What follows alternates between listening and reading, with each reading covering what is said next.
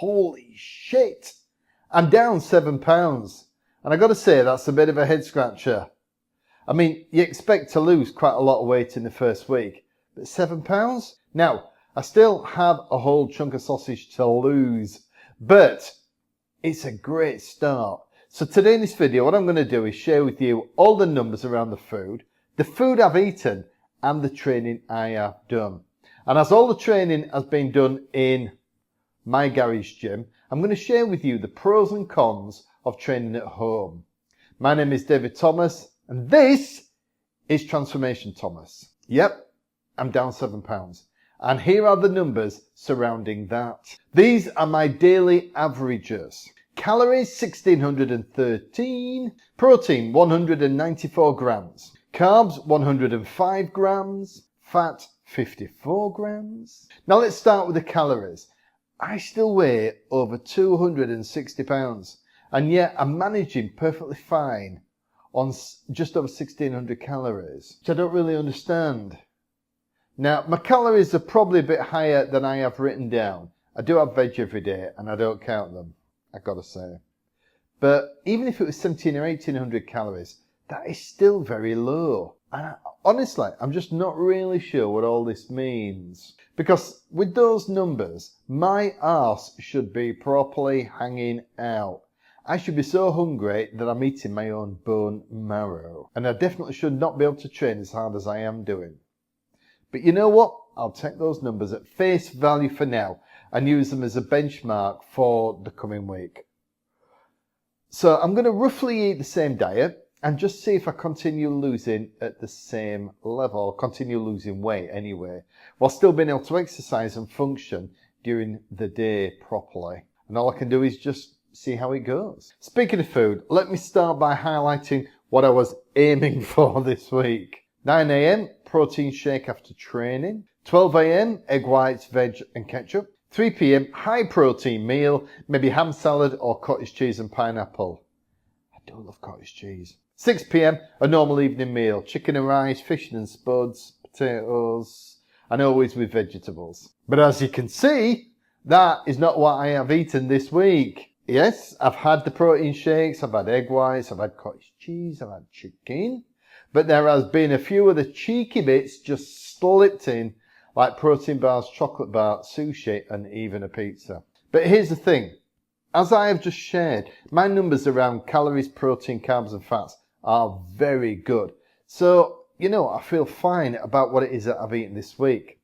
After all, it is my first week, and I'm very happy I just didn't go off the rails and bury myself nostril deep in donuts one day, which is not as wild as it sounds. I used to regularly get a bag of 5 donuts and just mainline them once I got home. I've removed a huge amount of the refined sugar that was in my diet, which is great, but I would still like to tighten things up. One big success has been finding these bad boys. Meals at Asda at the UK supermarket, and they're called the Gym Kitchen. The calorie numbers on them are super duper, pooper scooper. And the choice is brilliant. Tried 3 and they are delicious. Trying 3 more this weekend as I am home alone and cooking is not my middle name. And overall I'm pleased. Diet is going to be the bedrock and foundation of my physical transformation, and without it I am screwed. Getting my food under control this week has been pretty bloody good. I'm enjoying the food I eat. I really couldn't do this if I was eating food I don't like. But I'm not going to lie. I am missing some foods, and it's only those which have that magical combination of fat and sugar, cookies, chocolate and cake. In fact, those would be my 3 courses for my death row meal. I've had some carb killers, which are protein bars, and I would say they're about 80% as nice as a chocolate bar, but the fat is quite high, so I'm going to try knocking those on the head this week. But when I feel like my willpower is about to break, they are a great substitute for chocolate bars, and the first place I'm going to turn. On to training. I've struggled for a long while now with getting my training sorted. I've done it, but not really been properly committed, just kind of been going through the motions.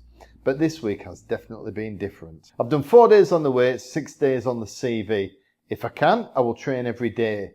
But we had the grandkids last weekend and no training gets done when they're around, which is as it should be. But the biggest change this week has been the intensity of my training. I love to be all guns blazing and training to failure, but that hasn't happened for a very long time. Getting some fire back into my training has been awesome. But I do have to be super careful. I'm not a spring chicken anymore. And I'm still over 260 pounds. And training harder isn't just a state of mind. It's about pushing myself while also managing lower mobility from being fat, higher susceptibility to injury, and working with my fitness level that is clearly nowhere near what it was a few years ago. A bad injury will absolutely tank my transformation journey, so I have to stay injury-free. So my head is in the right place at the moment. It's been a good diet this week and hard but manageable training. And to be honest, the biggest emotion is just relief. I mean, I'd like to be excited, but I'm just bloody relieved. My weight has gone up and up for a really long time and it hurts. I've always believed in brutal honesty, but even I have hid from the weighing scales these last 12, 18 months. But one thing you can't hide from is clothes. I've had a wide range of clothing sizes for ages, and it really does hurt when you go up a size.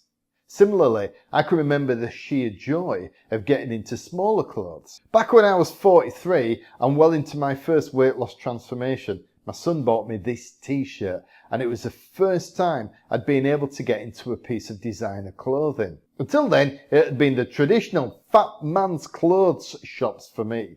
Shirts big enough to cover a tennis court. Getting into and being able to buy smaller clothes is right up there with one of the greatest feelings I get when I'm losing weight. Speaking of feelings, a very unscientific measurement is that my energy levels are definitely higher. For a long time now, I've needed a nap in the afternoon and was unable to push through it. That makes you feel so old. Well, no pushing needed, because now I don't need a nap at all. Come on. So I feel great, energy's up, and most importantly, I am loving being in the gym training, which is very important.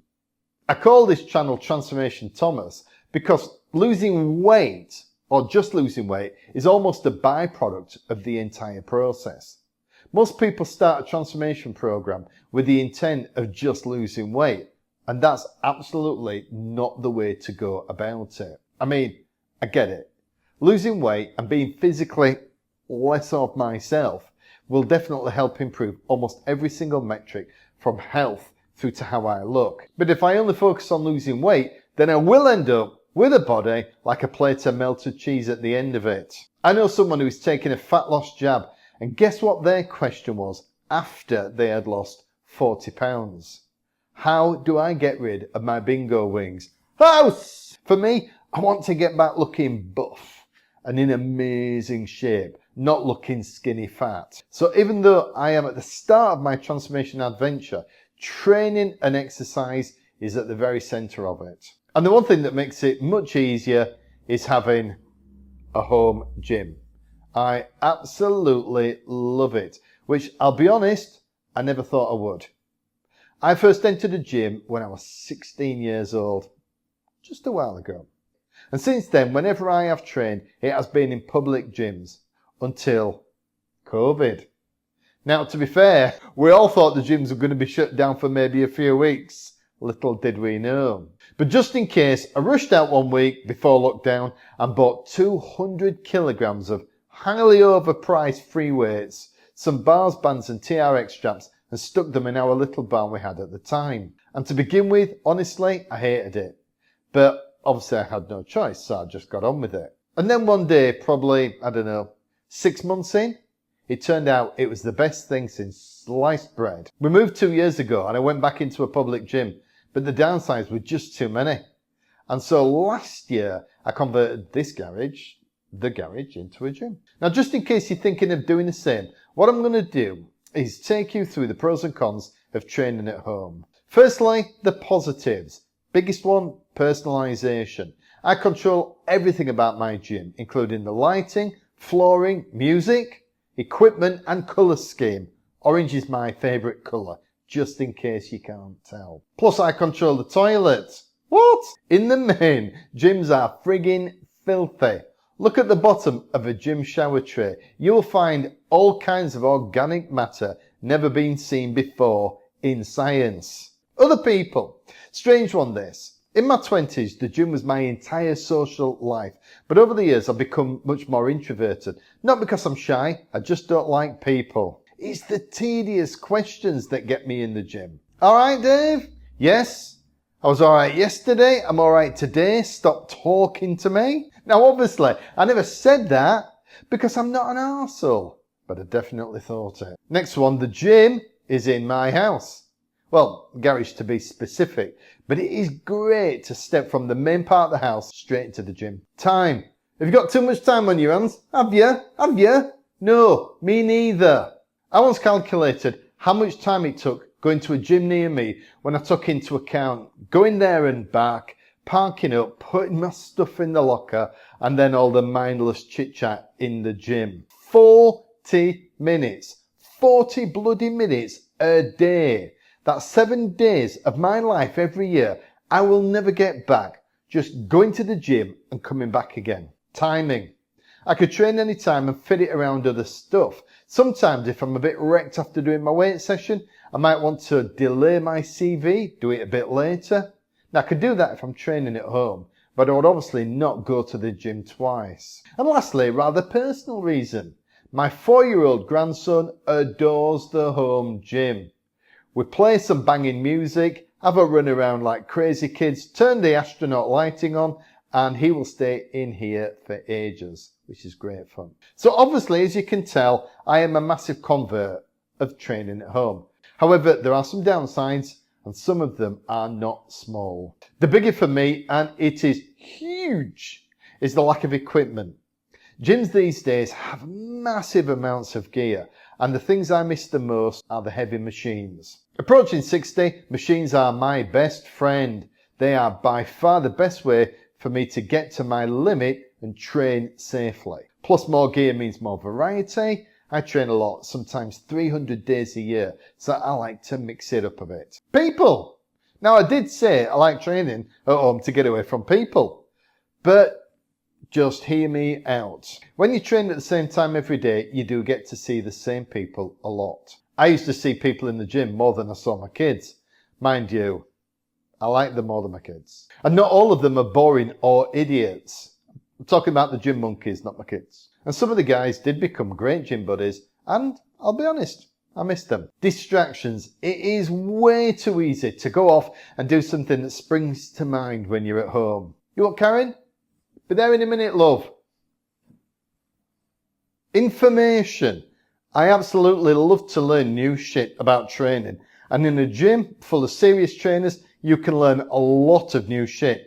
And nowadays, there are personal trainers in every gym, so you can ask them stuff too. Investment. It depends very heavily, obviously, on what you're going to buy. But good quality gym equipment is not cheap. If you were just to get a good set of TRX straps, a strong bench, some free weights and the odd kettlebell and get them from a decent brand, that will set you back the thick end of $1,000. To put that into perspective, $1,000 will get you nearly 4 years membership in a budget gym like Planet Fitness in the US or Pure Gym in the UK. Lastly, space. It's not massive at 260 square feet, but it is big enough for me to get different training stations and not have to move loads of stuff around so that I can train.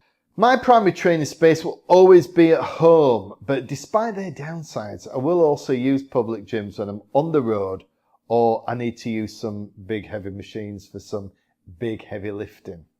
And I suggest you do the same. If you can afford it and have the space, clear a training spot at home and just buy 3 pieces of gear. TRX straps, a mat and a 10-kilogram kettlebell. Learn how to use them properly watching YouTube videos and you will find that they are more than enough to be able to train almost every body part. Now where's that bag of donuts?